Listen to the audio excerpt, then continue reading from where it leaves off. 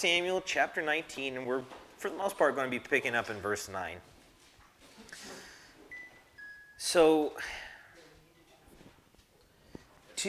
two weeks ago, we talked about David's depression again, and we were talking about how in victory, a lot of times we are met with just being done, being tired, not wanting to go on, wanting to give up, and wanting to focus on the losses we had rather than the victory that the Lord brought to us. And how sometimes God allows irritating people to come in and reprove us, like Joab was the person who reproved David after him being the one who killed his son. And how, God could use, a donkey to speak to Balaam. He can use anybody to speak to us. We just need to be, listening. And even though David was sad, he still did what he needed to, and he didn't fake it.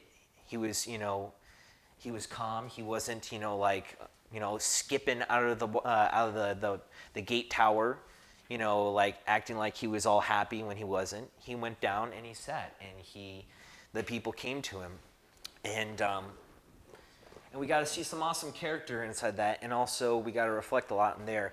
Well, today we're picking up, and we're going to be trying. We're going to try to finish this chapter. It's a big one, but so we're going to read through it, and there's a lot in here actually, but I just want to go over some key points, and it is a Bible study, so if you guys have something to share, please, feel free to. But that being said, we're going to start at the end of verse 8, actually, right before verse 9. And I am reading in NASB. It's not New King James, so translation is just a little bit different. So, means the same thing, though. So, now Israel had fled each to his tent after David's victory and after him, coming and sitting before his people. Verse 9, all the people were quarreling throughout all the tribes of Israel, saying, the king delivered us from the hand of our enemies and saved us from the hand of the Philistines, but now he has fled out of the land from Absalom. However, Absalom, whom we anointed over us, has died in battle. Now then, why are you silent about bringing the king back? Then King David sent to Zadok and Abiathar the priests, saying, speak to the elders of Judah, saying, why are you the last to bring the king back to his house? Since the word of all Israel has come to the king, even to his house. You are my brothers. You are my bone and my flesh. Why then should you be the last to bring back the king? Say to Amasa, are you not my bone and my flesh? May God do so to me, and more also, if you will not be commander of the army before me continually in place of Joab.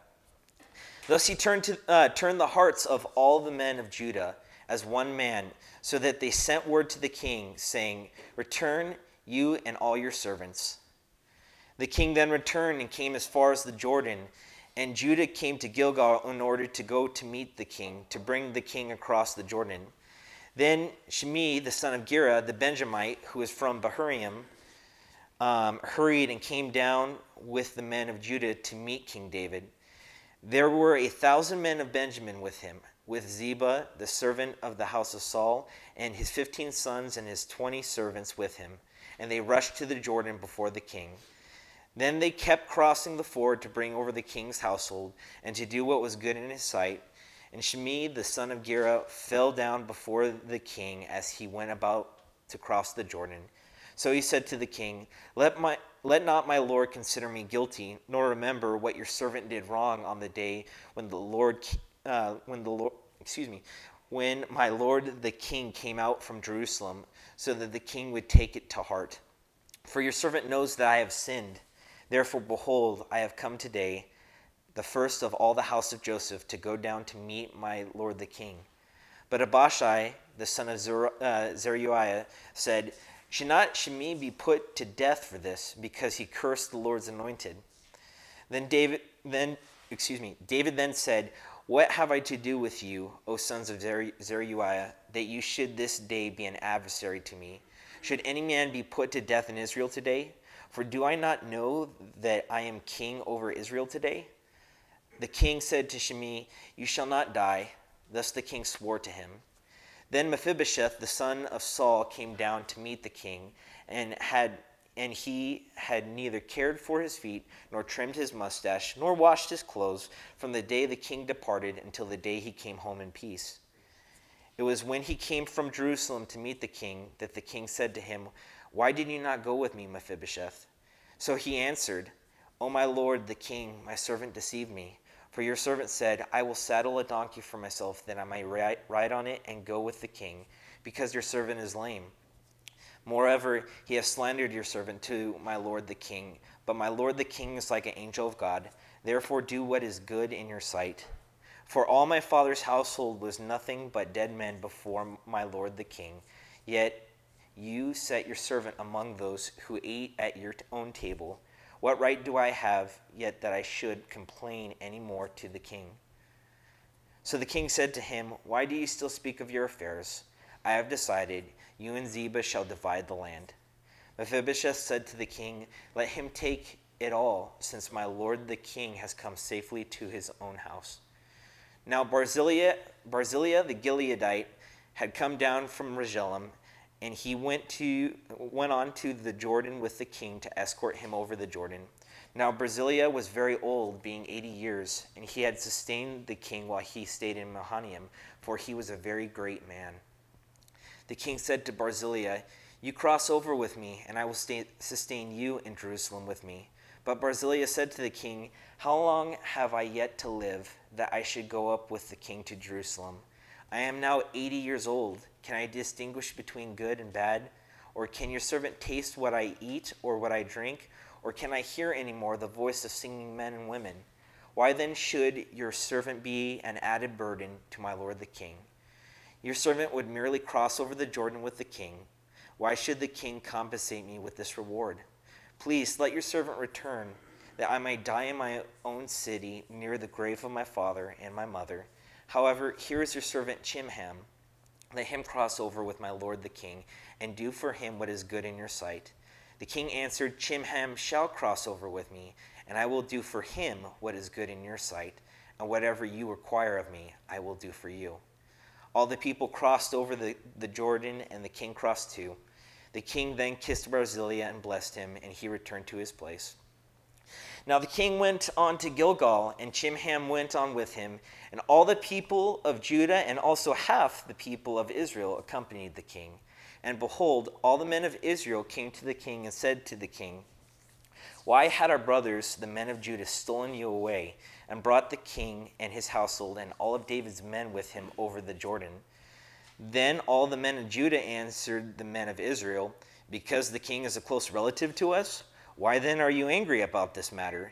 Have we eaten at all at the king's expense, or has anything been taken for us? But the men of Israel answered the men of Judah and said, we have 10 parts in the king, therefore we also have more claim on David than you. Why then did you treat us with contempt? Was it not our advice first to bring back our king? Yet the words of the men of Judah were harsher than the words of the men of Israel. Told you it was a long one. And we were already 9 verses into it. So,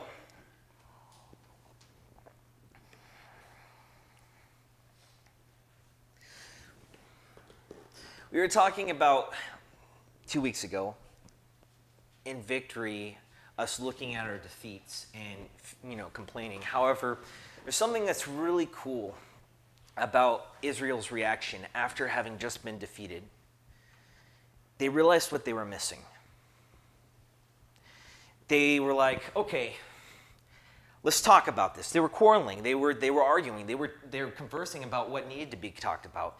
They were like, look, we had David as king. Then Absalom, his son, came over, took over. He fled before him because that's who we wanted. And now Absalom is dead.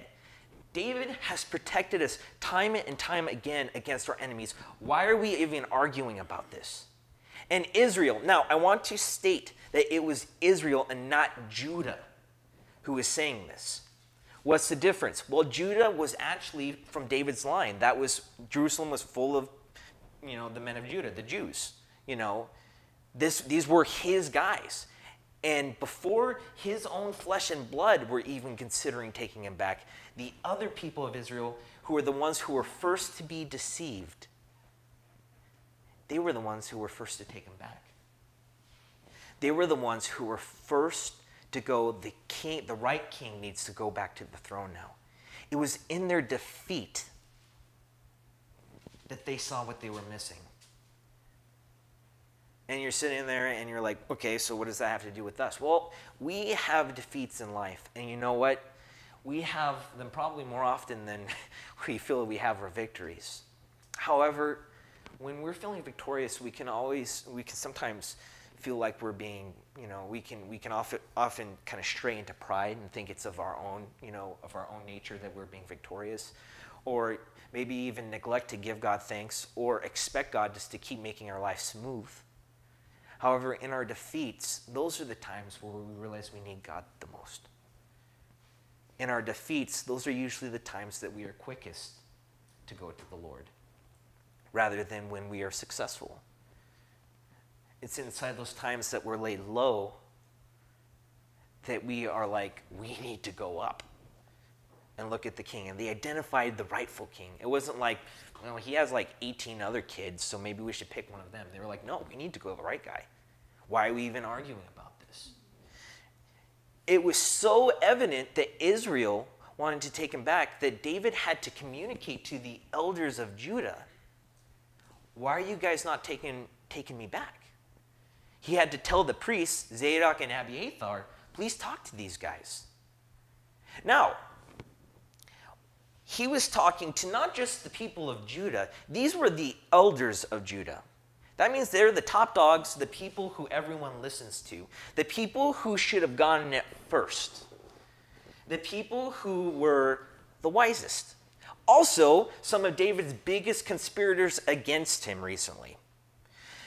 Why do you think that the men of Judah were slack to bring David back? Does anybody have an idea? Because they felt that he ran away and abandoned his post when Absalom came in. It's possible, yeah. Anything else? Now remember, these are some of, it was the elders of Judah who were the conspirators of Absalom, with Absalom. So a lot of these guys were directly against David, the elders. Like remember how we were talking about Ahithophel and stuff like that? The elders of Judah, some of the guys that David trusted the most. Do you think for a second they might have been worried about their positions? Do you think for a second that they might have been worried about we've already rejected him once. What's he going to do, again? I mean, David wasn't really acting kingish. He was letting his kids get away with a lot of crazy stuff. They might have been like, I don't know if we want him back. He's caused us a lot of trouble. Amasa is the enemy, was Absalom's general. He definitely doesn't want him back. He's like, wow, this is not good news. He probably had the most to lose.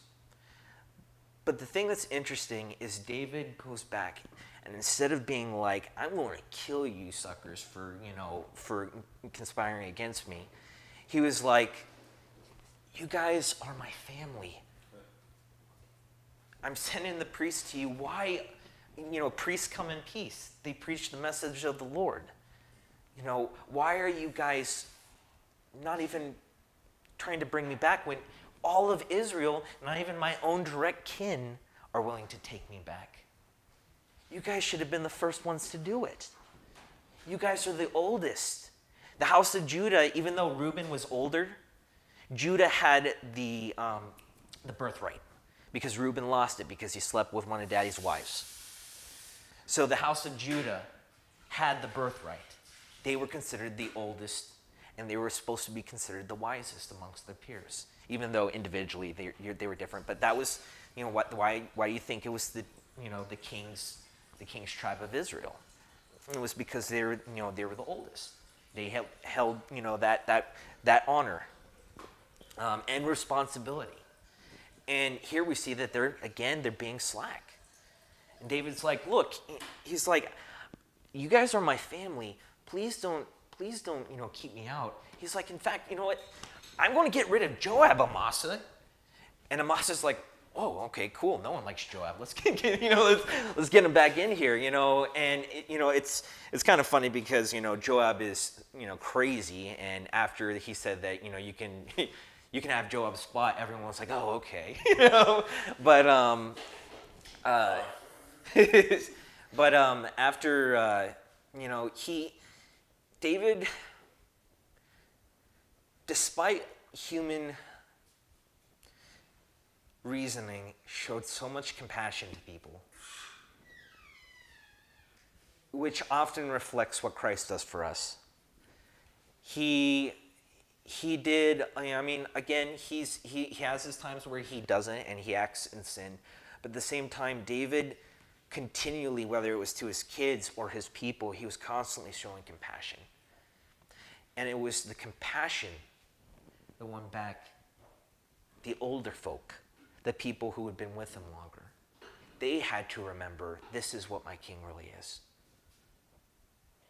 So for the younger, the ones who might suffer more defeats, they're going, oh, well, certainly this is the right way. And the older ones take a little bit longer when they're in sin, and they have to remember who Christ really is.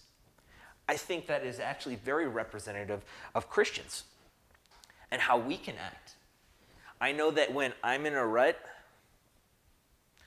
or I'm doing something wrong, sometimes it might take a little bit more time than it would have when I was, a little kid.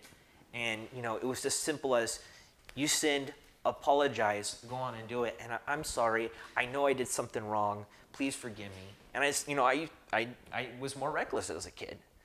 But then as I get older, I might be sitting there going, no, I will not do it. That will make me look stupid if I apologize. I want them to apologize first. And then I have to remember the compassion of the king, and that David forgave them. Christ forgave me. I should be willing to forgive before I receive what I feel is justified to make me happier. Does that make sense? Yes. I find it very interesting that, and I think it's very funny that Joab was kind of like the deal breaker, even though Dad likes Joab.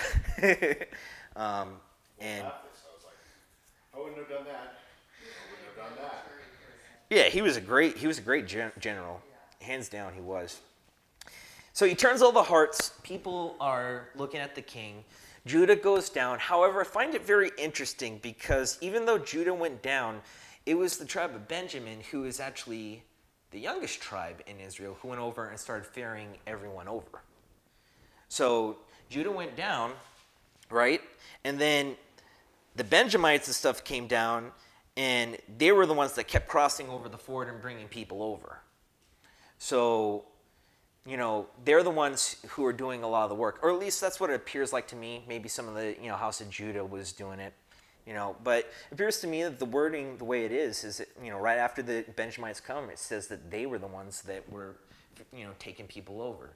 So, these guys come down. Now, mind you, Shimei or Shimi or Shimi, however you want to say his name. Wouldn't have done that.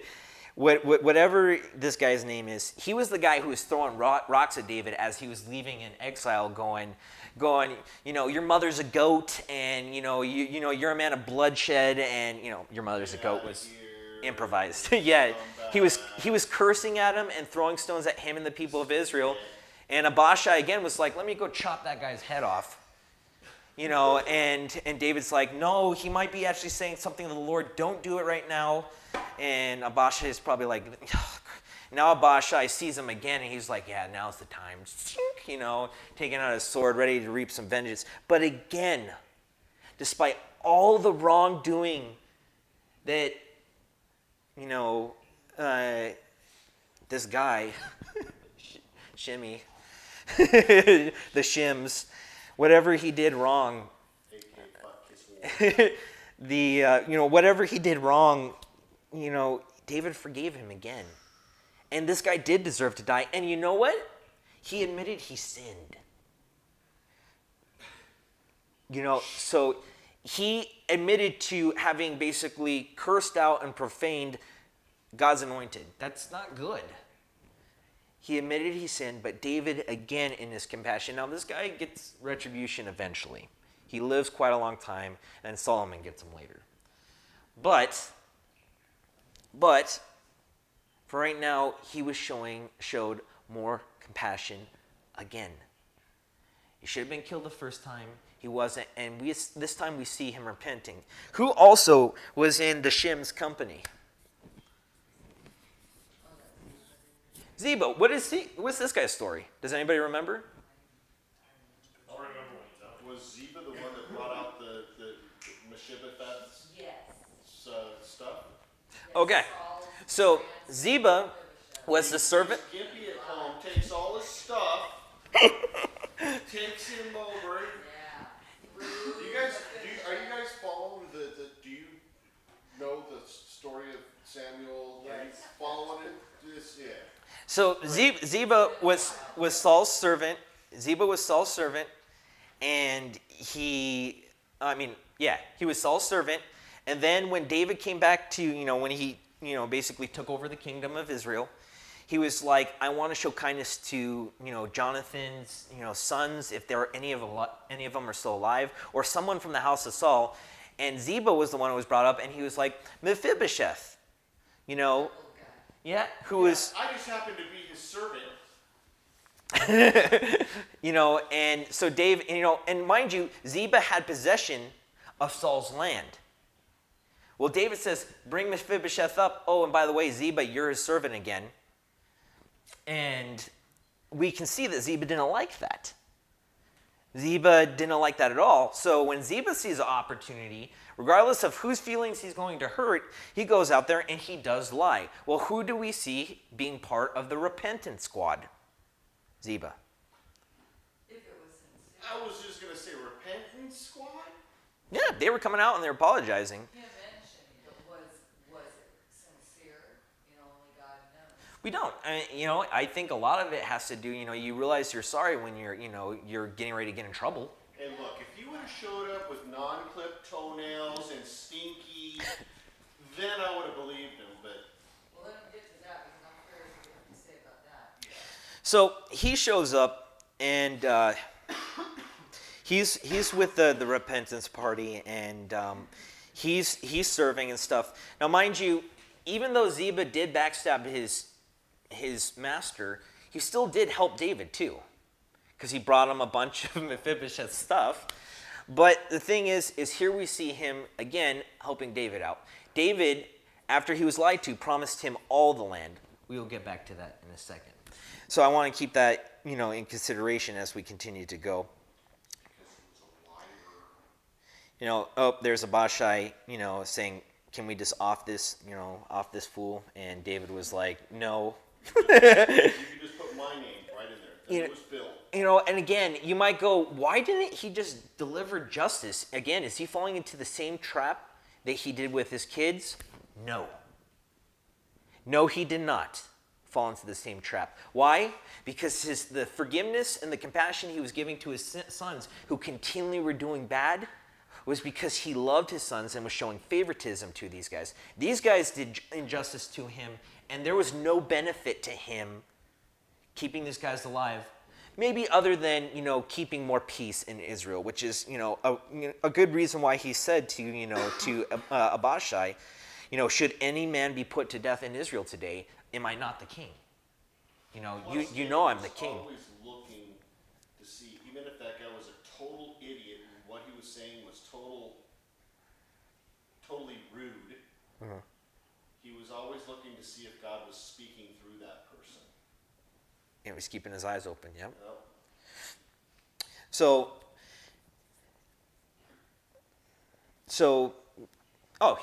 Mephibosheth comes. And so Mephibosheth looks like, my dad said, looks all like worn. His toenails were clipped. He just looked, he just looked, bad. And, he came over to David, and David was just like, it's such a powerful thing. Why didn't you go with me? And Mephibosheth has something to say about it. And David listens to him the entire time. You know, inside my Bible, it's like two paragraphs, two different thoughts, two different ideas of what Mephibosheth has to say. First, this is what happened. I was slandered. However, do what you want. I have no right to complain. And inside this speech,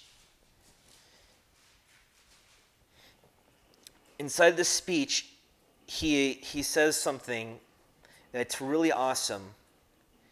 Yet you set your servant among those who ate at your own table.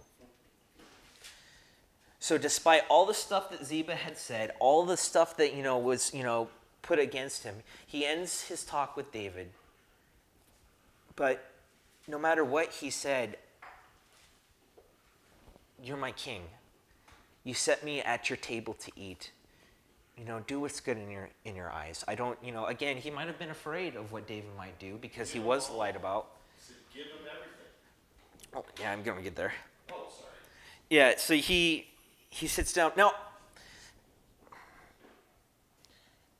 when I first read verse 29, I was like, wow, was David angry? Was he like, why are you still talking about your problems?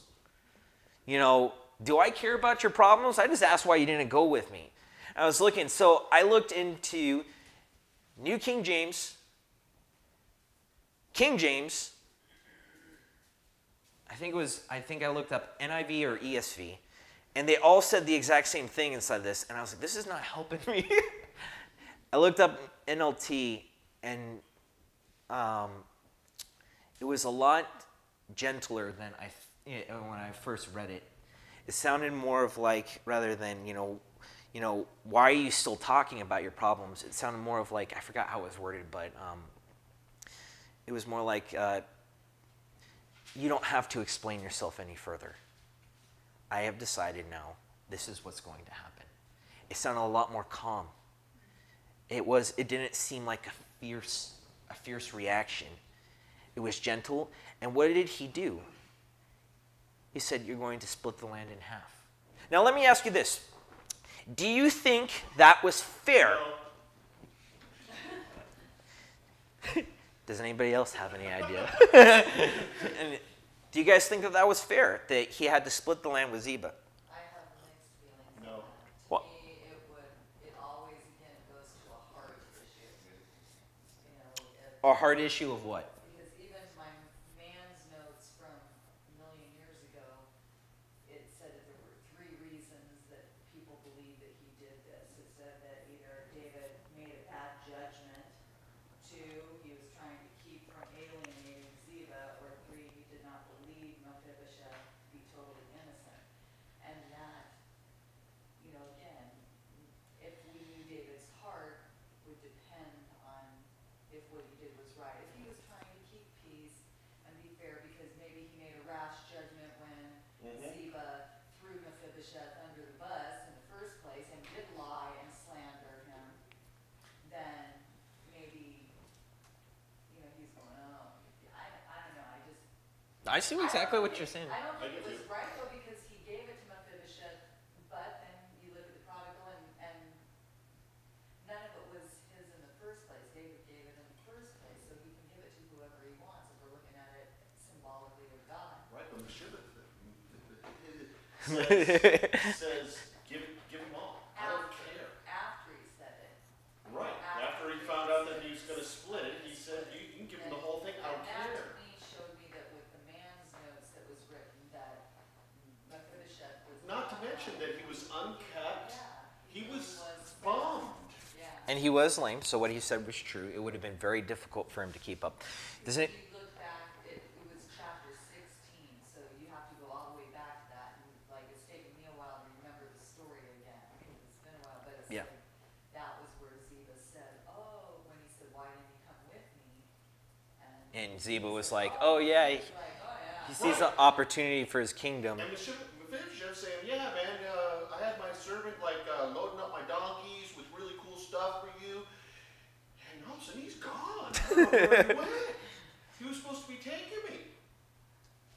I I mean, I don't know what how more clear you can get. What about this? Uh-oh. What about this? I'm not saying this is the reason why, because again, I don't know David's heart. But what happens if he did this because, one, he did promise Ziba all the land. So by giving him some, he wasn't, completely lying, or even lying at all. He was just altering the deal. But apart from that, what happens if he was seeing what Mephibosheth would do to see if, above all the land, he realized he wanted the king the most? So a test. Cut the baby in half. Help me not just want the healer, or the Right. king, but want the healer. Right.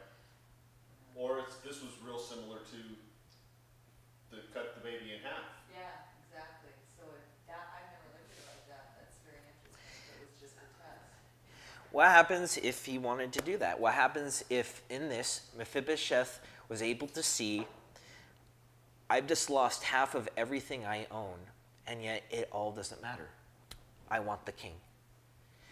So David gave, and he take away. Because David at first gave him all the land, and now he gives him half. And that half was enough for him to realize everything he needed. And all that was the king. That was it. That's all he needed. And all he wanted was to sit at the king's table again. Right, cool. So, That's really cool. Barzillai, what? So, it might not have just been a test for Mephibosheth, but it might have been a test for whatever his name is. I don't know. Ziba. I'd like or be like, what? You gave me everything, and now I only have half? You know what I'm saying? It'd be interesting to see what happened. I lied and told, he didn't do it. Right. Yeah, just a test either way. I don't know if it addressed that. I test for both of them, yeah. Interesting. Barzillai the Gileadite. This is one of those really cool guys that was of the trio that helped David. Remember? He was the one that no one heard about, but was this awesome. And obviously this guy that just showed up out of nowhere to help David. What does it say about him? He was a very great man at the end of verse 32. Even though he was old, he was a very great man. This guy gave and gave and gave and gave. And in fact, even before his death, when he was offered everything that anyone could have ever desired inside this time, the life of comfort, the life of ease. He was old. He had already worked a long time. He had already given enough help. He was already stated as a great man. Why not retire? No, he didn't. The guy, even in his old age, was looking and saying, I would still be a hindrance to you. Yep. So not, Who was Jimmy? well, yeah, some people think it's a servant. Some people say it's his son. However, what we do know is later on with Jeremiah, there's a house that was called Chimhan's house or something, or Chimhan's inn, literally, that they were able to stay at and find refuge at when they were fleeing from the Babylonians. So this guy has a legacy, and guess where it was? In Bethlehem. So, Looks like Jesus should have came knocking on that door.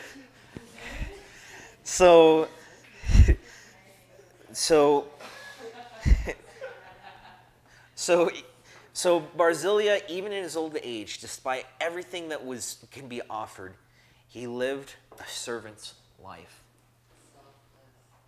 So taking our, feet out of David's shoes, out of Mephibosheth's shoes, out of Shimei's shoes, we're now putting ourselves in Barzillai's, and this is somebody we can aspire to. This is somebody as a Christian that we can really look up to. Yeah, because we're all super rich, and he he was looking out for everyone else's well-being before his own. And you know what? God blessed him because of that. He was a very great man. And he was able to help. And he was able to help the king in a time of desperate need. And he considered the king before him. And then he says, here, take Chimham and whatever you require. Oh, sorry. What does he say? Please let my servant return. However, here is your servant Chimham. Let him cross over and do for him what is good in your sight. So he's giving him Chimham, which is possibly his son, and saying, here's another servant of yours. He didn't identify him as my boy. He didn't identify him, this is in verse 37. He didn't identify him as, my nephew or whatever relation to him. He said, here's your servant. It says in 1 Kings 2:7 on the cross reference, but show kindness to the sons of Barzillai. Oh, is it? And let them be, Yeah, so the sons of Barzillai, yep. And he doesn't say, oh, no, put him in my spot. He says, do with him. Yeah, do what's good in your sight. You want. He didn't say, make him master over supply lines. Right. Yeah. Right. So, yeah, so he, just awesome guy. And then we see Chimham continue that legacy down the road with the story in Jeremiah where there is still, a safe haven from this family. Very, very cool, and something that we can all look up to and try to mimic inside our walk with the Lord. It's a very, very infrequent and rare thing is being a servant and being willing to die a servant, with nothing, going back to the land where, they were out in the middle of, in Mahanaim. This is like in the middle of nowhere, The king kissed him and blessed him. Yep. Now, after all that goodness, we got to get a little bit of badness with it, right? Because this is 2 Samuel. So we're seeing the king demonstrate awesome example. And then after, one of the last things we see is Barzillai is like, do with him whatever. And then the king says, I will treat him well. And then I will also do for you whatever you require of me. That's something else to note. So we see David living an awesome example, showing amazing compassion, and then we go back to the people. Then we go back to the people whose leader is actually showing amazing things. And in verse 40, all the people of Judah came around David and his household, and half the people of Israel accompanied the king. That is very key that there was all and half. Why? Because these groups have a problem with each other. You have the younger generations and the older generation. And basically what happened is when there was the king, all the older people swarmed him, almost like, a soccer game where you see everyone like rushing from the stands and picking up the players and stuff. This would be like, because Judah had less people than Israel, because there was like 10 tribes or whatever, compared to the 2, Levi and Judah. So, there's 2 to 10 tribes. So Israel had way more people, right? But that would be like if in a soccer stadium, all the people with the jerseys ran down and just picked everyone up and wouldn't let the other people close to the king. So they were pushing them out, and the people of Israel were getting upset about this.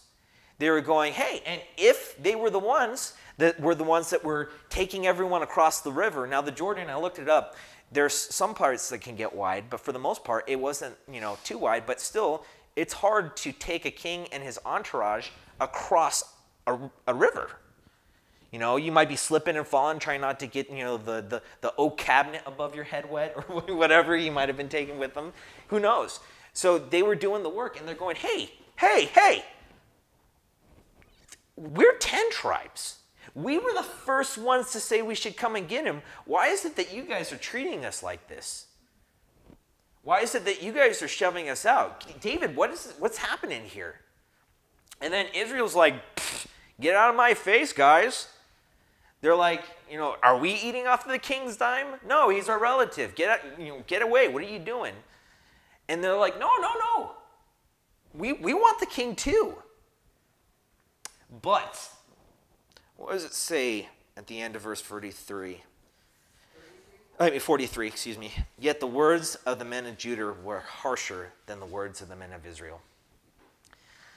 Oh boy, do I want to talk about this for a little bit. And we're running out of time, so I'm going to talk about it very quickly. Using the illustration of Christianity,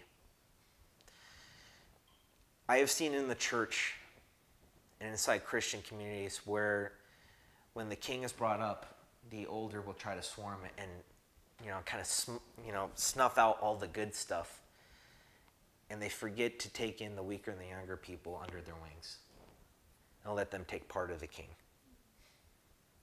I've seen this happen. I have often enough felt like sometimes the younger person who wanted to be a part of whatever the older people were taking part of and felt snuffed out. Looking down on the youth, and also not taking them under their wing, not being compassionate. And when a complaint is made, not saying that Israel's complaint was good, they're just going home. Did the men of Judah lie with the response? No, everything they said was accurate. We're not eating off the king's dime here. He's our relative. He's coming with us. That's fine. But you don't have to say it harshly. You don't have to smack it in the younger tribes' faces. You don't have to treat them with contempt. You don't have to ask them out. They're your brothers. They're also the generations to come. They're people who should be supported. However, just like most young people might do, they might feel proud and be like, and again, if they were the ones who were doing the carrying, they're going, hey, we just did all the work. And what, you're getting all the good stuff? So, say in modern day times, oh, you're allowing me to go and clean the toilets, at the church, but you're not allowing me to serve anywhere else. Oh, I see how it is. You're giving me a confused look. Do you see where I'm going? No, I'm concentrating. Okay.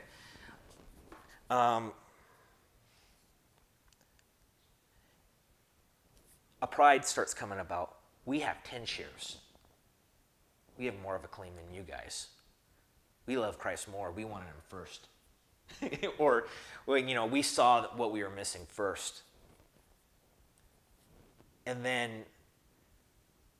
rather than being the older and wiser ones, it was harsh language right back. Put those kids back in line. Put those younger folk, put those other tribes back in their place. Is that what we're supposed to do?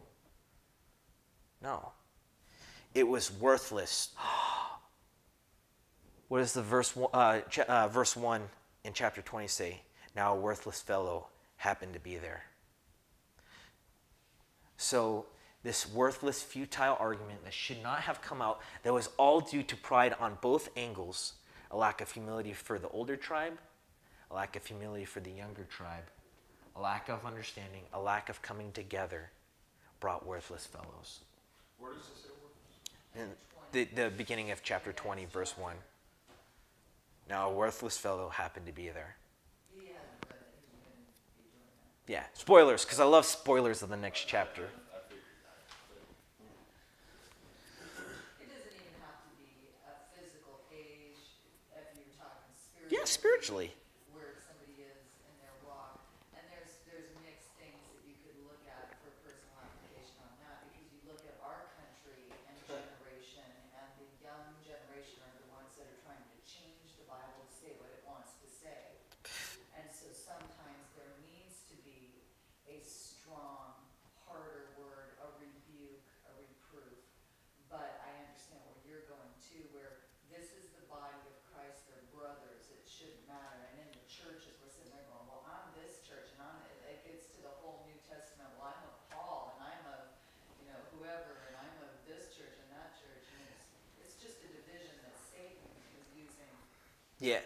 But for the application for me, I saw something that was very prevalent in the church, and something I really wanted to focus on is inside the church, we might be at varied levels. Some of us might feel like we're the elders. Some of us might feel like we're the younger. I'm not trying to stick up and defend either one. I think the older generations have more responsibility. And rather than harsher words, they should give words of encouragement. Now, this does not mean it can't be exhortation. However, the younger group needs to know that the older ones have been through a lot, and that though they might have a fire to bring the king, that sometimes that could just be passion, and they need to realize that rather than their feelings, they should focus on the entire agenda, the entire goal.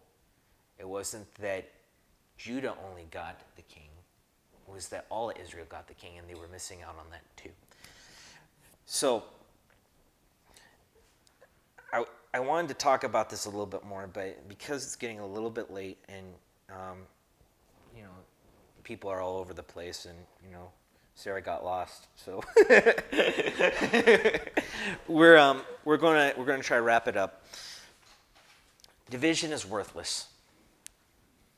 Division in the church is worthless. It shouldn't happen. It does all the time. And again, I so often see it where the Christian elite just stay to themselves and they try to keep everything to themselves and they don't share with the young. I'm so sick of that. That makes, I just have a fury for that. And the young, they deal with so much arrogance and they think they know it all. I'm so sick of that. Why am I sick of it? Because I've been in both spots. I know how it feels to be both. I know how it feels to just want to be able to be the one that's receiving and the one who's older and be like, well, no, I've done it. You better work your way up there too. And I've been the younger one who was like, please mentor me. Please give me something. Show me the king that you're constantly talking about. Don't hide him from me. And been treated with a harsh word instead. I've been both spots. When this happens, worthless fellows come up, and then division starts. There is soon to be, spoilers, a civil war again. Again. He didn't even get back to the kingdom, and there's already a civil war brewing. And it's with God's own people. This is something we should be alerted about, guys. This is something we should be careful of. 2 Timothy chapter 2, 22 through 25. This is for the younger guys. 2 Timothy chapter 2, 22 through 25 says this. Now, when we first read this, a lot of times we just focus on the first. And a lot of times this is what guys are told. Now, flee from youthful lusts, boys, and pursue righteousness. I want you to not think of this just as talking about lust for sexual stuff. Now flee from youthful lusts and pursue righteousness, faith, love, and peace with those who call on the Lord from a pure heart. With those who call on the Lord. We are talking about camaraderie here. But refuse foolish and ignorant speculations, knowing that they produce quarrels. The Lord's bondservant must not be quarrelsome, but be kind. So for the young people, we're talking about being servants. That even though, you might have just ferried everyone over the Jordan River, you are a servant. This is a good place to be. Because servitude makes you strong. It gives you, something real quick. Let me finish this real quick. The Lord's bondservant must not be quarrelsome, but be kind to all, able to teach, patient when wronged, with gentleness correcting those who are in opposition, if perhaps God may grant them repentance leading to the knowledge of the truth. And that's a servant? Yeah. That's interesting. And that's what we're all supposed to be, no matter where we're at, Well, that just walk or physically. shows what a powerful position a servant is. Now, this was Paul being an older person teaching Timothy, who was a younger person. This is all instruction to somebody who's learning. And look at what we learn. Don't be quarrelsome. Don't fight. Don't speculate with irrational ideas. Why was that person saying that to me? Were they trying to punk me there? Be kind to all. Teach. Teach. How can we teach people best sometimes? Through our actions, through our servitude. How did Christ do it all those years? Those 3 years he was serving? Servitude, non-stop. With gentleness, correcting those in opposition. So not doing what a lot of times the older people do to you. Treating you with contempt. Pushing you to the side. And for the older people, Matthew 20, 25 through 28, I think we should probably hear something from Jesus himself. So this is a good spot. Matthew 20, 25 through 28. But Jesus called them to himself and said, "You know that the rulers of the Gentiles lord it over them, and that their great men exercise authority over them. It is not this way among you. But whoever wishes to be great among you shall first be your servant. And whoever wishes to be first among you shall be your..." Well, let me start over. "It is not this way among you, but whoever wishes to become great among you, you shall be your servant. And whoever wishes to be first among you shall be your slave. Just as the Son of Man did not come to be served, but to serve, and to give his life a ransom for many." For the older people, we are not supposed to try to dominate our younger brethren or anyone. We are not supposed to do that. We are supposed to serve. So just as they're called to serve, we're supposed to call to serve. And we're supposed to remember the example of Jesus Christ every second we're doing it. And you know what? When you're sitting and going, "But this might take up my time," Christ gave his life as a ransom. Life means all your time. It's not just some of it, it's all of it. So if your argument is, "I can't do this for you, God, because," or for somebody else, "because I don't have time," you really need to search your heart and think about what your real God is. Remember the compassion the real God has on you, the real King, and come back to it. John 13, this is for all of us, and this is where I'm going to end. John 13, 13 through 16. John 13, 13 through 16. "You call me teacher and Lord, and you are right, for so I am. If then the Lord and the teacher wash your feet, you also ought to wash one another's feet. For I gave you an example that you also should do as I did to you. Truly, truly, I say to you, a slave is not greater than his master, nor is the one who sent greater than the one who sent him."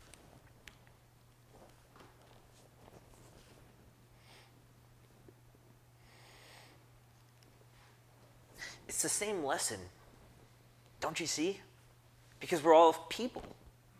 It's just that at different phases we need to be told it in a different way. Because that's what happens. That's where we are. I think it's pretty, you should have added 17, because the next verse says, "If you know these things, you're blessed if you do them." Bam. If you know these things, verse 17, right after that, if you know these things, you are blessed if you do them. Guys, we have an example of a king, a really good one. It's Christ. Just as these people here had a great example of a king, how he is acting right now, we have an even better one. So that means we have even less excuse than these people did. We have the Spirit of God inside our hearts. These people didn't. We have even less excuse than they did. Let's treat each other right. Let's build up our brothers. Let's be servants like Barzillai the Gileadite. Let's realize that the King is who we need above all else. No land, no form of our time It's worth it. It's the king and his table that I want. Not the king's table. Being at his table with the king. That is what we want. Don't be a liar like Ziba. Don't be Joab. You'll get replaced. No, he doesn't. That guy's crazy. He kills Amasa later. Learn from the past. Move forward. Don't let something worthless into your lives or into the church. We've already been defamed enough. Let's be different. Let's be the lights inside this world. Amen? Let's pray. God, thank you for this time. I pray that I know everyone's tired. I know that there's probably this was a huge chapter. There's a lot to go over. I pray that maybe if people have time, they'll be able to go over it on their own and see even more treasures that you've laid in store for them. And if not, if you have them to go somewhere else and do something else, that, Lord, they would be able to remember what was said here. That life circumstances that come up would be, this would be perfectly timed. And that if this is not something they're dealing with right now, that it's probably soon to come, because that's why we're here. So let us be ready. Let us ready our hearts. Let us hold up our brothers no matter where we are as servants and seek their well-being above all of ours. Lord, let us be like Christ. Let us die to ourselves and help us when we're not wanting to, because I have those moments all the time. Thank you, dear God. You are awesome. Please be honored by the study. Please be honored by our lives and help us to change. In Jesus' name.